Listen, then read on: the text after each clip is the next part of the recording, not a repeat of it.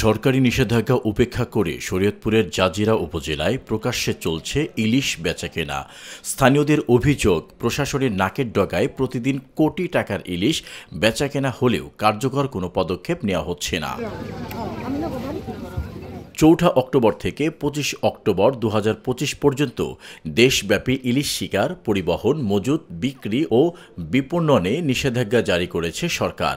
তবে সেই নিষেধাজ্ঞা অমান্য করে জাজিরা উপজেলার অন্তত ৪টি পয়েন্টে পূর্ব নাওডুবা ইউনিয়নের পৈলান মোল্লাকান্দি, বিলাস ইউনিয়নের শফিকাজির মোড়, কুণ্ডেচর ইউনিয়নের বাবুচর ও সিডারচরে দিনরাত প্রকাশ্যে চলছে এই নিলাম ও বেচাকেনা।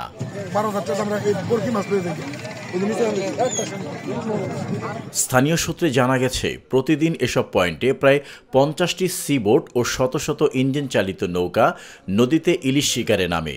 শিকার শেষে মাছ বোঝাই নৌযানগুলো ভিড়ে নদীর তীরে, যেখানে সিন্ডিকেট চক্রের সদস্যরা নিলামের আয়োজন করে। স্থানীয়দের দাবি, এসব পয়েন্টে প্রতিদিন প্রায় ২ কোটি টাকার ইলিশ বেচা কেনা হয়। এ বিষয়ে জাজিরা উপজেলা নির্বাহী কর্মকর্তা কাবেরী রায় বলেন, শুধু প্রশাসনের পক্ষে ইলিশ শিকার বন্ধ করা সম্ভব নয়, এজন্য জনপ্রতিরোধ গড়ে তুলতে হবে।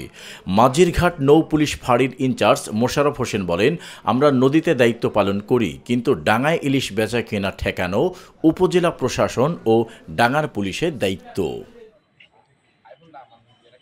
আপনারা যদি দেখেন যে পৈলান মোল্লা কান্দি থেকে কিন্তু আমাদের নৌ পুলিশের ঘাঁটিটা কিন্তু জাস্ট ১০০ থেকে ২০০ মিটার দূরে অবস্থান করছে।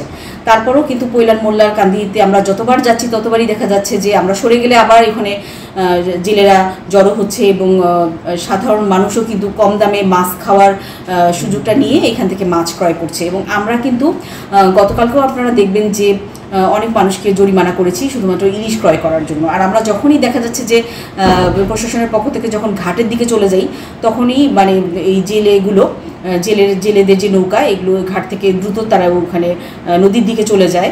আবার নদীতেও তারা দেখা যাচ্ছে যে এক ধরনের লুকোচুরি খেলা হচ্ছে সার্বক্ষণিকই। ফলে এটা সম্পূর্ণ নিয়ন্ত্রণ যে করা যাচ্ছে না, এটা সত্যি। নিরপেক্ষ, সত্য প্রকাশে আপোষহীন।